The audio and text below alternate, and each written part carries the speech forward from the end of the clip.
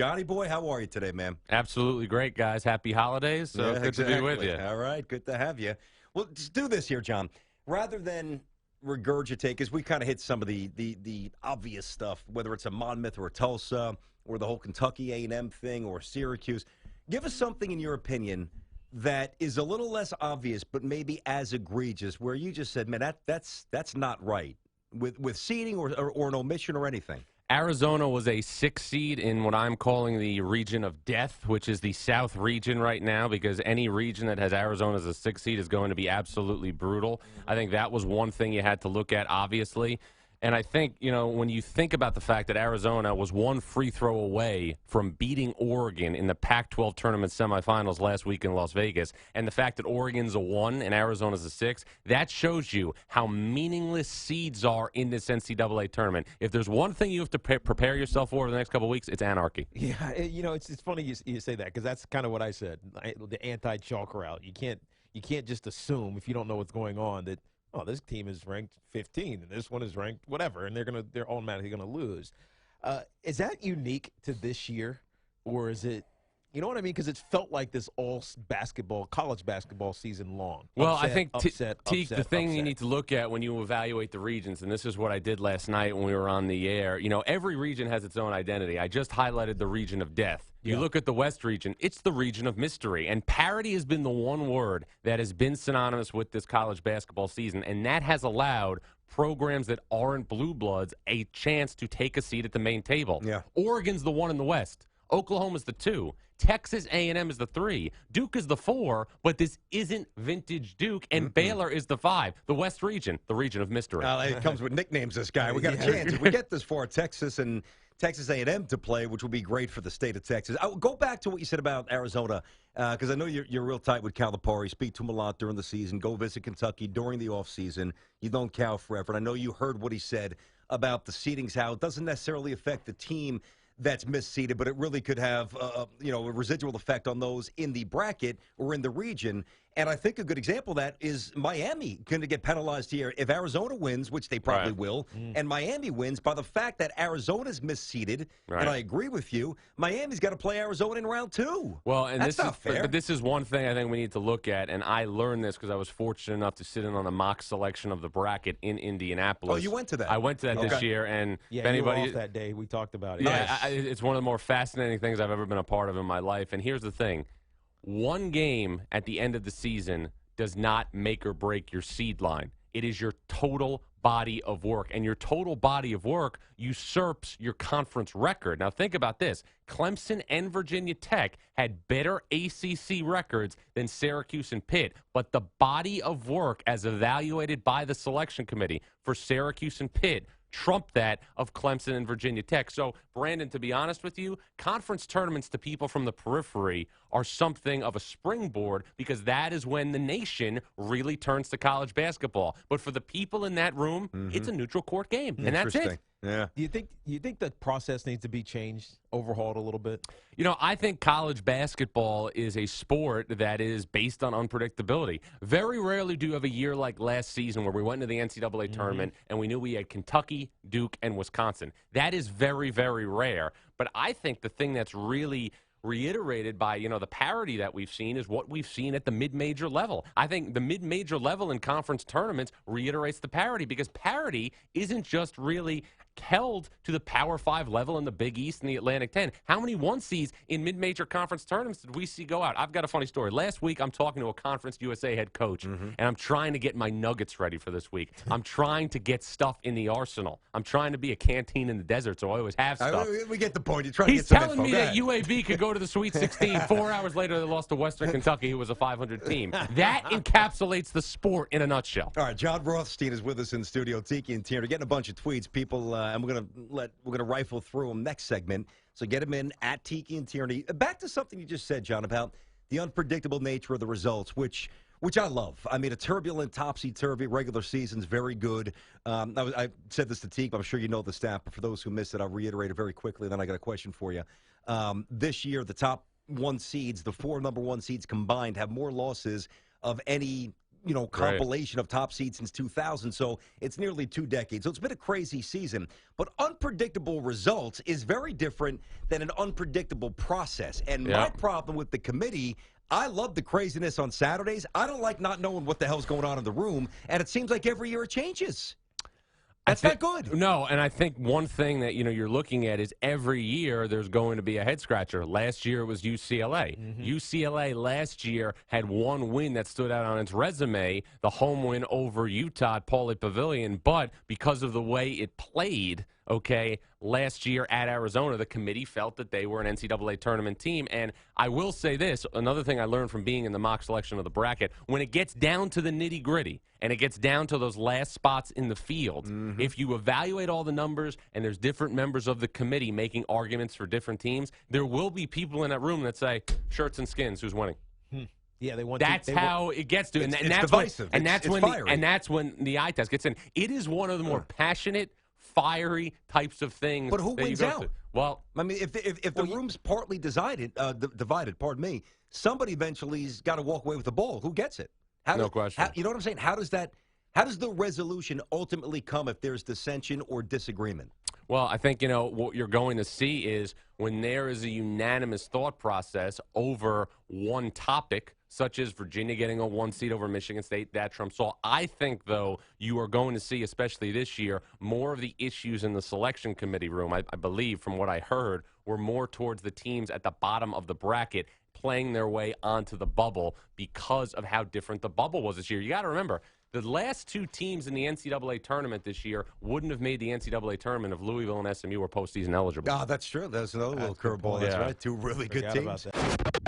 What about the job that Shaka Smart has done in his first year down at Texas? A tremendous job. Totally changed. Isaiah Taylor has really done a good job with Rick Barnes' players that he inherited. But I got to tell you guys, I think Texas has a very dangerous round of 64 game against Northern Iowa. We have all been to the dentist in our life, and nobody really enjoys that. And that is what it's like when you play Northern Iowa. And all the ancillary pieces from last year's Northern Iowa team that surrounded Seth Tuttle, who was a 5 seed in the NCAA tournament, are back. Wes Washburn, Wyatt Lohaus, Paul Jesperson, Matt Bohannon. And again, when you look at Northern Iowa coming into the tournament, the Panthers have won 12 of their last 13 games, and in 9 of those games, they have held their opponents under 60 points. I took one double-digit seed to the Sweet 16. It's the Northern Iowa Panthers. You take it. By the way, is Lohaus, is that Brad Lohaus? Yes. It's got to be, that's right? his son, Wyatt Lohaus. Wow. Man, time's flying. Please, somebody stop time. Brad Lohaus played in the NBA in the 90s. All right, the South is the bracket of death, right? The region of death. Region of death. Region. Get it right there, T. Sorry, the Got West. a trademark. The West. Region of mystery. Region of mystery. The East is the region of branding, because we have Kentucky, Indiana, North Carolina, Xavier, Notre Dame, some of the great brands in college basketball, all in the same region. And I think one thing you need to look at, and this is something that I think is really, really interesting, is the 8-9 matchup in the East region. USC and Providence. Providence has the 2 best players on the floor in Chris Dunn and Ben Bentel, but USC might have 3, 4, 5, and 6. If you haven't seen USC play this year, you are missing out on a team that is scary on a neutral court because of their overwhelming talent. Look, I don't know if USC has the maturity, to handle being in an NCAA tournament game and beating Providence, but this staff has done an unbelievable job where it matters most in college basketball. In July, they have done a tremendous job recruiting on the West Coast. USC plays 2 point guards together, Julian Jacobs and Jordan McLaughlin, and they also really augmented their front court with their 2 freshmen. Benny Boatwright is a stretch 6'10" power forward. Benny Boatwright. Go down there and have Benny Boatwright. Benny Boatwright. And again, Chemezi Metu is a guy defensively that totally changes things at the rim. Providence has the 2 best players on the floor, but USC, I believe, has the 3rd, 4th, 5th, and maybe 6th best player in this game. Dude, and they have a point guard in Julian Jacobs that can look Chris Dunn in the eye. Before your thought, how long does it take you to master these guys' names? Well, I just got to watch them once. That's what he does, man. I mean, that's why he's here. That's why we got him in. Rothstein, he's money. All right, you bring up an interesting point where obviously teams that shoot the 3 ball well, they're always dangerous in a one and done situation, but also trying to find teams with at least one or multiple pros. You mentioned, obviously, Providence with Dunn, who's going to be a top 10 pick, and Bentil, who's really come on. I think he's tremendous. But Cal might have, and correct me if I'm wrong, Might have the most talented roster in the bracket.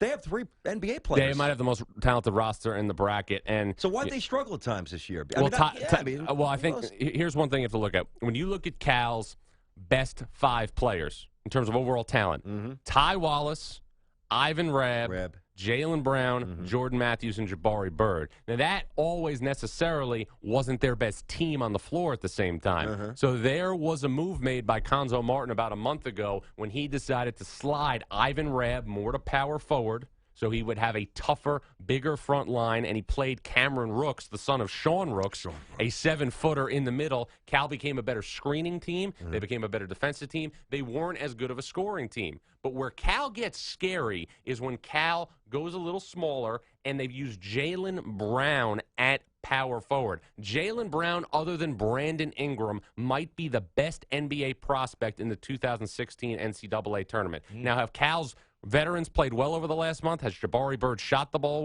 better? Absolutely. But from overall talent right now, Jaylen Brown is the guy with the high ceiling. This team can play big or it can play small. Konzo Martin has told me, Didn't they, and I remember, Tiki, this came up with you and I, didn't they have a run where there was a real big discrepancy at home? They were basically unbeatable on the road. Okay, so there's a real contrast. Doesn't that worry, though, packing it up and not being in front of the home crowd? I know neutral's different than being on the road, but they don't seem to play well away from home. Well, they won some road games late in the year, and even though they had their struggles, Cal had a lead, lost on the last possession at Virginia, had a lead, lost on the last possession at Arizona. So they were good enough to go to the McHale Center and to go to Charlottesville and take those teams to the brink. I think right now one of the better matchups we can look at for Saturday, Sunday is Cal-Maryland. If you're a Maryland fan right now, you are sick to your stomach with the chance that you might have to play Cal to get to the Sweet 16. I remember that 62-63 overtime game. They lost. Ben Simmons, obviously, is not in the NCAA tournament, therefore the reasoning behind John's statement. Now,